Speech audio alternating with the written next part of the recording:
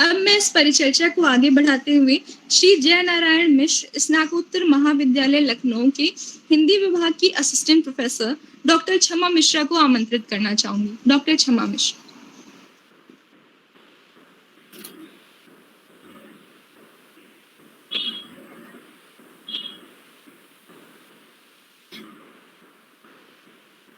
Hello, सर्वप्रथम मेरा सभी को नमस्कार। मेरी आवाज आप तक पहुंच रही है? हेलो। Yes ma'am. मैम थोड़ी सी धीमी आवाज है। ओके।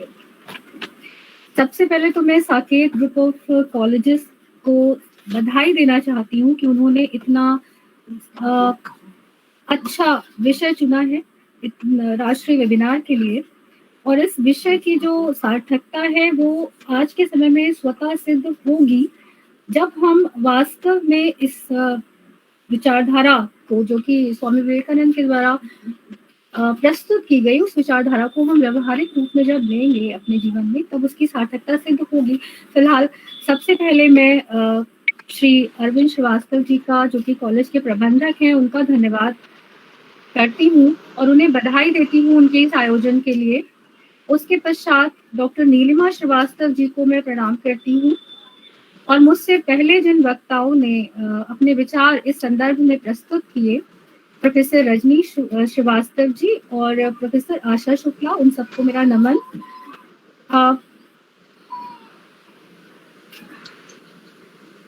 जितने भी हमारे वक्ता जिन्होंने अपने विचार प्रस्तुत किए हैं वो सभी बहुत प्रखर और ओजस्वी वक्ता रहे हैं, विशिष्ट प्रतिभा संपन्न हैं और सुदर्शन व्यक्तित्व के धनी हैं।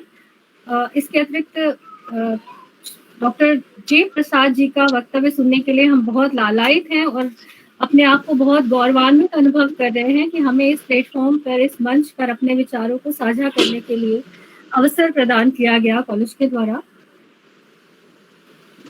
जब हम बात करते हैं स्वामी विवेकानंद के विचारों की और मानव निर्माण की अवधारणा की, तो ये बहुत महत्वपूर्ण हो जाता है क्योंकि विश्व में भारतीय सभ्यता और संस्कृति की उत्कृष्टता का उद्घोष करने वाले सनातन विचारधारा के पोषक स्वामी विवेकानंद महान विचारक, लेखक, अद्वितीय वक्ता और एक ऐसे मानवता प्रेमी संत हैं जिनके विचारों का अक्षय कोश हमारे पास एक अमूल्य निधि के रूप में, धरोहर के रूप में भारतवासियों के पास उपलब्ध है। और यदि हम इस कोश को सही अर्थों में अपनी भावी पीढ़ियों को सौंपें तो हम एक सुंदर भारत का निर्माण, एक सुंदर भविष्य का निर्माण कर सकते हैं। जब हम विवेकानंद जी के विचारों का विश्लेषण करते हैं, और अभी जैसा कि प्रोफेसर आशा शुक्ला जी ने बात की, उन्होंने समाज के एक जो शोधपरक दृष्टि के द्वारा उसका विश्लेषण प्रस्तुत किया, बहुत सुंदर था। बहुत कुछ कड़वी बातें भी सामने उभर कर आ रही थी जो वास्तव में हमारी वर्तमान स्थितियों को दर्शाती हैं। तो जब मैं उस पर विश्लेषण करती हूँ तो मैं बहुत सरल भाषा में अपनी बात कहना चाहती हूँ, और चूंकि बहुत सारे विद्यार्थी नहीं दे रही हैं। Hello hello, am I audible? Hello. हाँ मैम, आवाज आ रही है। ओके।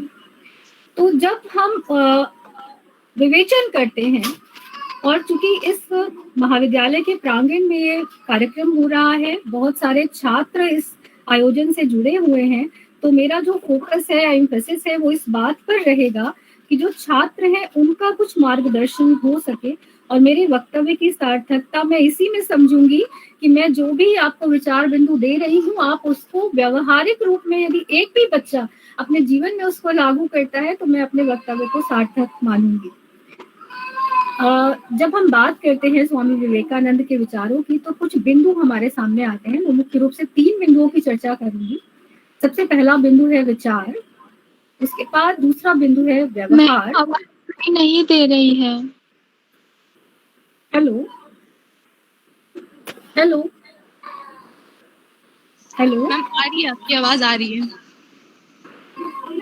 ओके, अगर नहीं भी पहुंच रही है तो धैर्य के साथ आप प्लीज मेरी बात सुनते रहिए।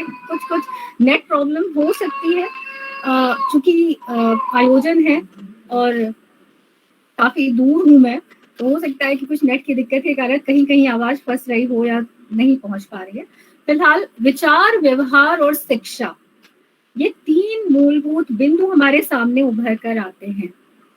और विचारों की जब बात करते हैं तो स्वामी विवेकानंद जी का ही कथन है कि जो विचार है वो व्यक्तित्व की जननी है। आप जो सोचते हैं आप वैसा ही बन जाते हैं।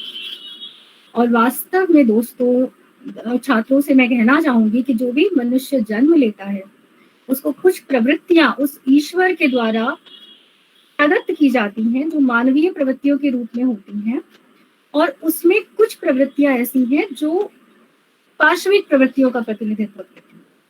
लेकिन ये चुनाव हमें करना है कि हम सद प्रवृत्तियों का चुनाव करते हैं या हम दुष्प्रवृत्तियों को आश्रय देते हैं या प्रश्रय देते हैं। लेकिन वास्तव में हमें किन प्रवृत्तियों को चुनना चाहिए? हमें सद प्रवृत्तियों की ओर ही जाना चाहिए, उनका ही चुनाव करना चाहिए, क्योंकि तभी तो हम मानव कहलाएंगे। और जब हम मानव निर्माण की बात करते हैं तो मानव तो वही है जो सद प्रवृत्तियों को आश्रय देता है या सद प्रवृत्तियों को धारण करता है। और अगर हम पार्श्विक प्रवृत्तियों को आचरण में लाएंगे तो हम मानव कहलाने के तो योग्य ही नहीं रहेंगे। तो सबसे पहली बात तो यही है कि हम जिन विचारों को धारण कर रहे हैं या जो विचार हमारे भीतर उत्पन्न हो रहे हैं वो कैसे हों, तो वो सद प्रवृत्तियों से युक्त हों। और दूसरी बात कि वो विचार कमजोर नहीं होने चाहिए, संकल्पित हों, एक निष्ठता, दृढ़ संकल्प के साथ, एक निष्ठ भाव के साथ, एकाग्रता के साथ उन विचारों को हम अपने जीवन में धारण करें या उनको हम अपने आचरण में लेकर आए। अब संकल्प क्या है? संकल्प सभी जानते हैं कि संकल्प वो शक्ति है जो तमाम विघ्नों के बावजूद, निराशाओं के बावजूद हमें पराजित होने से रोकती है और सफलता प्राप्त करने की ओर हमें तत्पर करती है। तो फौलादी इरादों के साथ, मजबूत इरादों के साथ, दृढ़ विचार शक्ति के साथ, संकल्प शक्ति के साथ यदि हम सत्प्रवृत्तियों को धारण करते हैं तो संसार में कोई भी शक्ति हमें कामयाबी को हमारे चरण चूमने से रोक नहीं सकती। और यदि आप समाज में या हमारे विश्व साहित्य में भी या विश्व भर में किसी भी महापुरुष की जीवनी उठाकर देखेंगे तो आप ये बात देखेंगे कि हमेशा ऐसे ही लोग आगे बढ़े हैं जिनको विपरीत परिस्थितियों ने प्रभावित करने का प्रयास तो किया, लेकिन उनके फौलादी इरादों को डिगा नहीं सके और वो उन इरादों को रौंदते हुए अपने हौसले के साथ, अपने मजबूत इरादों के साथ, विचारों में दृढ़ता और एकाग्रता को लेकर दुनिया में कामयाबी के फतेह को उन्होंने पाया और कामयाबी के शिखरों को उन्होंने चूमा।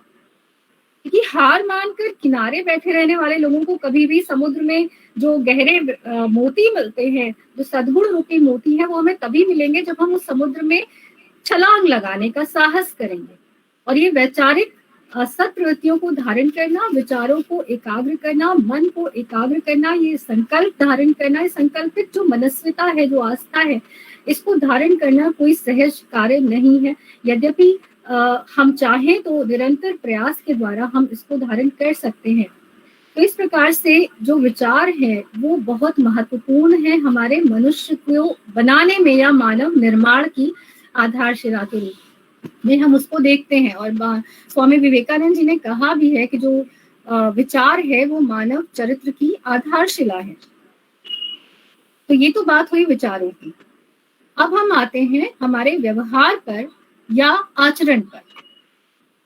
जैसे हमारे विचार होते हैं, हमारा आचरण भी उसी प्रकार निर्मित हो जाता है। मनुष्य का जब जन्म होता है तो मैंने जैसे कि आपको बताया कि हर एक व्यक्ति विशिष्ट है, और स्वामी जी का भी ये मत था कि हर व्यक्ति विशिष्ट है और जन्म के साथ ही ईश्वर के द्वारा उसको कुछ विशिष्ट गुण प्रदान किए जाते हैं जो कि कुदरत का तोहफा है उसके लिए।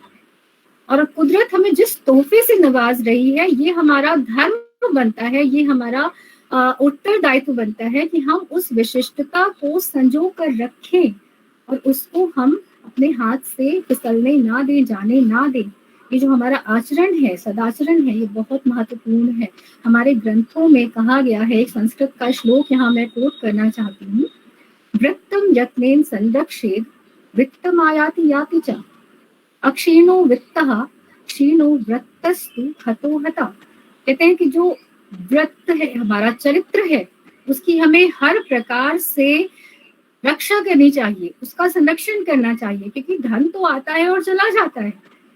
और अगर हमारा धन नष्ट भी हो गया तो कोई बात नहीं, वो फिर से आ जाएगा, क्षीण हुआ है वो फिर आ जाएगा, लेकिन एक बार चरित्र अगर नष्ट हो जाता है तो फिर उसको पुनः निर्मित करना लगभग असंभव है। तो इस कारण सबसे बड़ी बात ये है, और छात्रों के लिए विशेष रूप से ये चीज विचारणीय है, ये विचारणीय बिंदु है। मैं अपेक्षा करती हूँ उनसे कि वो अपने विचार सत्प्रवृत्तियों युक्त रखें, सद्विचारों को अपने जीवन में स्थान दें, और उसके साथ साथ अपने भीतर उन दैवीय गुणों को विकसित करें जो कि सत्य, समर्पण, निष्ठा, साहस और विश्वास को उत्पन्न करते हैं। क्योंकि तभी हम उनका जब अंकन अपने व्यवहार में करेंगे, इन सारे गुणों को पहले तो हमें धारण करना है, और उसको जब हम अपने व्यवहार में निरंतर लाते रहेंगे तभी हम एक महान और चरित्रवान व्यक्तित्व को निर्मित कर सकते हैं। तो इस प्रकार से अगर हमें मानव निर्माण की अवधारणा पर बात करनी है तो हमें मूलभूत इन तथ्यों की ओर ध्यान देना, या इन तत्वों को ध्यान देना, या इन तत्वों को मात्र ध्यान नहीं देना है, उसको प्रैक्टिकली अपने जीवन में अप्लाई करना है, अपनी लाइफ में हमें उसे अप्लाई करना है।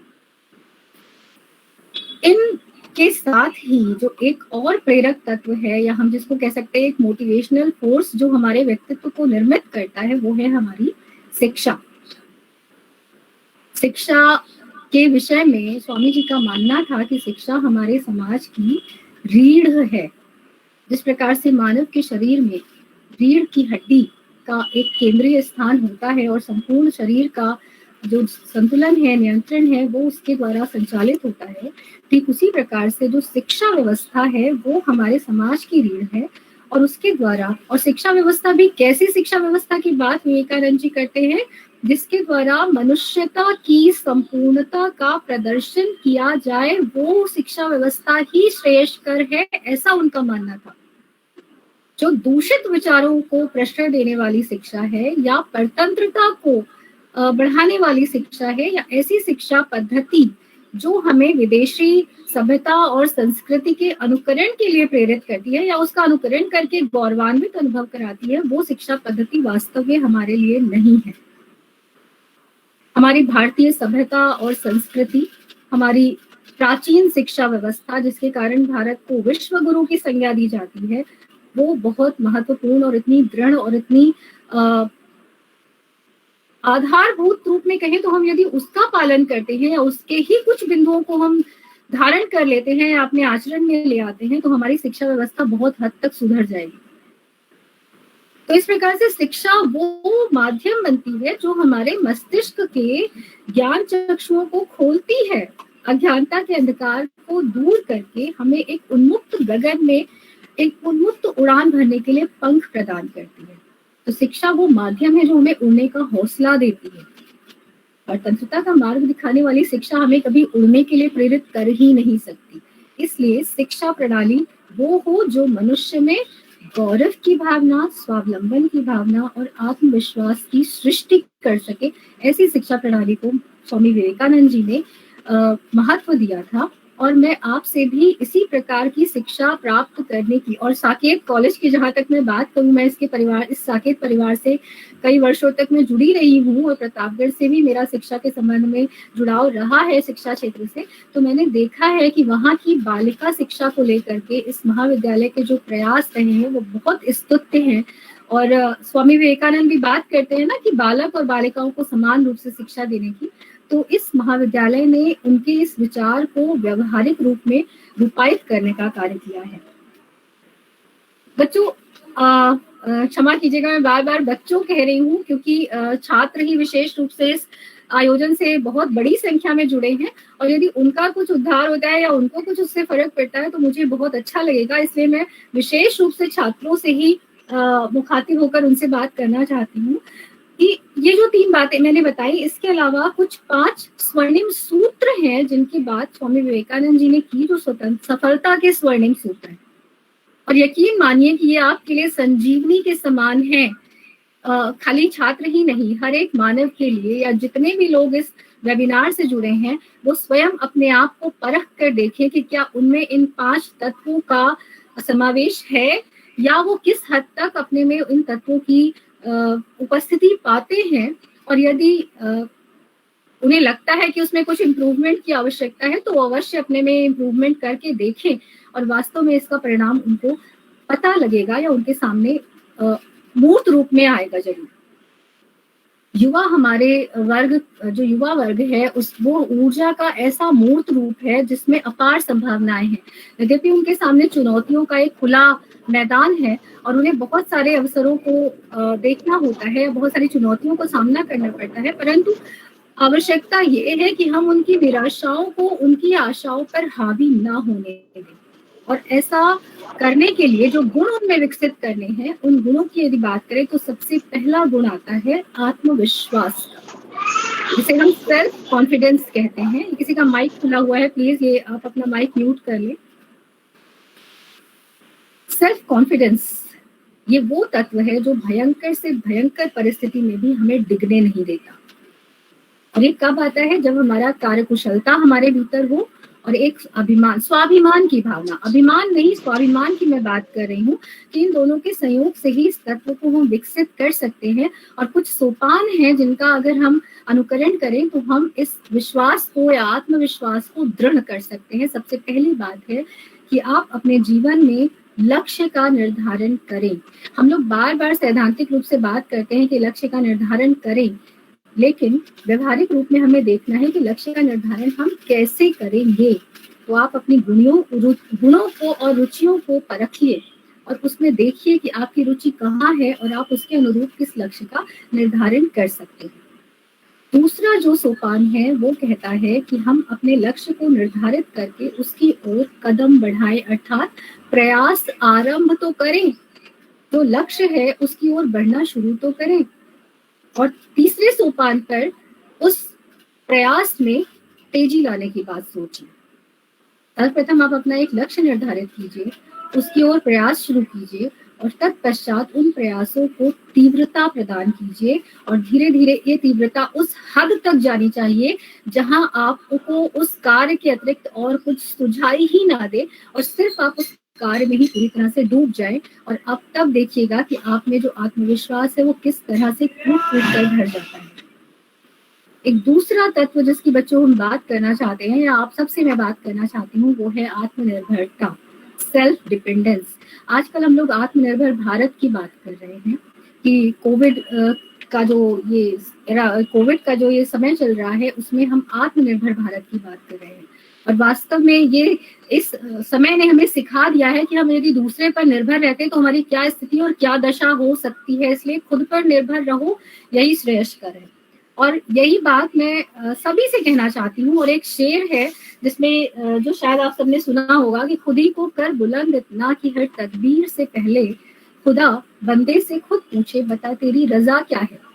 तो आप इतने निर्भर हो जाइए, स्वयं में इतने समर्थ हो जाइए कि दूसरों को आपसे पूछना पड़े।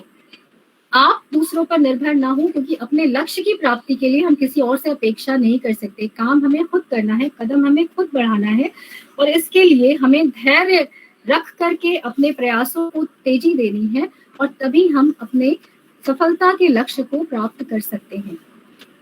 इनके पश्चात जो एक तत्व आता है जिसे हमें या गुण हम कह सकते हैं कि जिसे हमें विकसित करना है वो आत्मज्ञान, सेल्फ अवेयरनेस। सेल्फ अवेयरनेस क्या है? अपने आप को जानना। भले ही हम सर्वगुण संपन्न हो जाएं, अपने अहंकार को जीत लें या फिर हम परिणाम के लिए चिंता मुक्त हो जाएं, लेकिन फिर भी हमें हर क्षण जागृत रहना है। और कहीं पर भी एक छोटी सी गलती हमें चूक जो है वो हमें गलत परिणाम या हमें ऐसे परिणाम, गंभीर परिणाम दे सकती है। हम देखते हैं कि जिस प्रकार से समुद्र का पानी है वो जहां पर भी उसको छिद्र दिखता है वहां घुसता है और वहां पर खाड़ी का निर्माण कर देता है। तो ठीक इसी प्रकार से जो मनोवेग है हमारे, जो मनोविकार है हमारे, वो हमारे मन की धरती पर पूरे वेग के साथ आघात करते हैं। और यदि कहीं पर भी कोई छिद्र छूट गया तो फिर हमें इसका पक्का ध्यान रखना पड़ेगा कि हमें उस छिद्र को छूटने नहीं देना जहां से हमारे मनोविकार हमारे क्षेत्र में या हमारे मन के क्षेत्र में प्रवेश कर जाए। क्योंकि जब हम आत्मज्ञान को समझ लेंगे कि क्या है आत्मज्ञान या आत्मदर्शन को जान जाएंगे, तभी हम इस खतरे से दूर रह सकते हैं। और जब आत्मज्ञान की बात करते हैं तो स्वामी जी का एक कथन सामने हम रखेंगे जिसमें वो कहते हैं कि जागो, उठो और ज्ञान प्राप्त करने तक प्रयासरत रहो।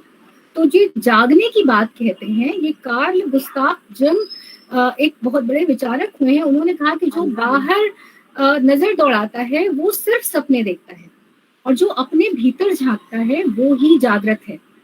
तो हमें अपने भीतर झांक कर देखना है, आत्मज्ञान, स्व का ज्ञान प्राप्त करना।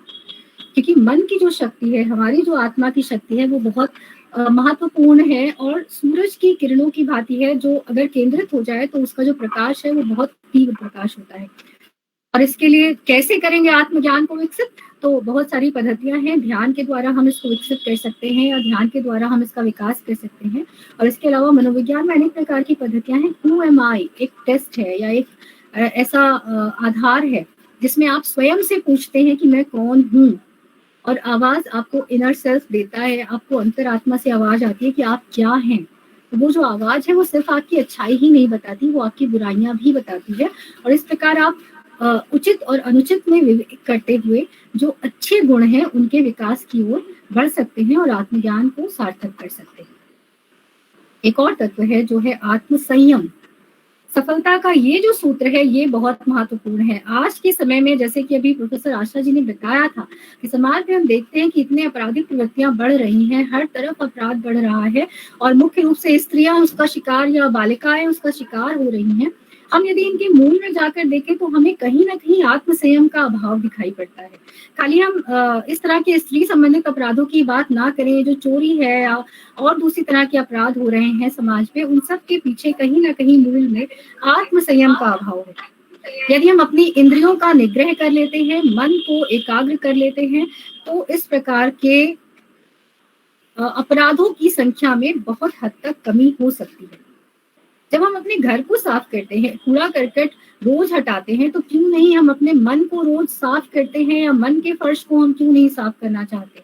तो आत्म संयम रखिए, धैर्य अनुशासन के साथ आप अपना जो लक्ष्य निर्धारित कर रहे हैं उस तक पहुंचने का प्रयास कीजिए। अनुशासन भी बहुत महत्वपूर्ण है। लक्ष्य के निर्धारण से लेकर लक्ष्य की प्राप्ति तक अनुशासन एक पुल का कार्य करता है, और ये वो पुल है जो आपको आपके लक्ष्य तक पहुंचाता है। अंतिम जो एक 5वां स्वर्णिम सूत्र हमारे सामने आता है वो है आत्म त्याग। ये जो तत्व है, ये परोपकार या मानव हित कल्याण के लिए अपने स्वार्थ का त्याग करना, ये बहुत सहज नहीं है। इसके लिए में बहुत साहस की आवश्यकता होती है, और स्वामी जी जैसे लोग हमारे सामने प्रत्यक्ष उदाहरण हैं जिन्होंने आत्म त्याग करके संपूर्ण मानवता के हित में अपना सर्वस्व समर्पित कर दिया। विद्यार्थियों की स्पेशली जब बात करें हम, तो उनको क्या त्यागना है? उनको सुख त्यागना है, क्योंकि विद्यार्थी को सुख नहीं मिल सकता।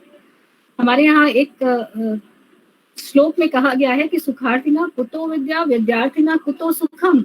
सुखार्थी को विद्या नहीं मिल सकती और विद्यार्थी को सुख प्राप्त नहीं हो सकता। तो इस तरह से हमें अपने जीवन में जो लक्ष्य प्राप्त करने हैं या जो लक्ष्यों का निर्धारण करना है, उसके लिए हमें इन सारी चीजों का ध्यान रखना पड़ता है। विचार हमारे सुंदर हो, व्यवहार हमारा, आचरण हमारा पवित्र हो, शिक्षा हमारी ऐसी हो जो हमें हमारी संस्कृति और सभ्यता से जोड़ती हो, और जहां कहीं भी शारीरिक, बौद्धिक या आध्यात्मिक रूप से हमें कमजोर करने वाले विचार हैं, उन विचारों को हम त्याग दें। तो इसलिए मैं आप सबसे बस यही कहना चाहती हूँ कि be positive, be firm determined, find yourself and be confident.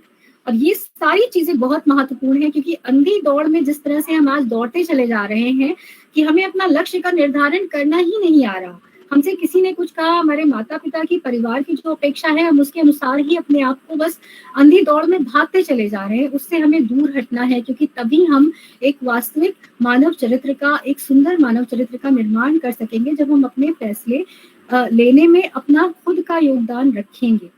तो इसलिए मेरा बस आपसे यही निवेदन है कि हमने जिन बातों पर चर्चा की है आज, या जिन बातों पर अभी मैंने प्रकाश डाला, मैं बस इतना चाहती हूँ कि आप सब इसको अपने व्यवहारिक जीवन में उसको आत्मसात कर लें, और यही हमारी स्वामी विवेकानंद जी के विचारों और दर्शन की जो का जो कोश है हमारा, उससे हमें एक ऐसा दाय हमें मिलेगा कि जिससे हमारा जो भारत है वो सदैव से इस संपूर्ण विश्व में एक आदरणीय पद प्रतिष्ठित रहा है, और उसकी प्रतिष्ठा और उसकी गरिमा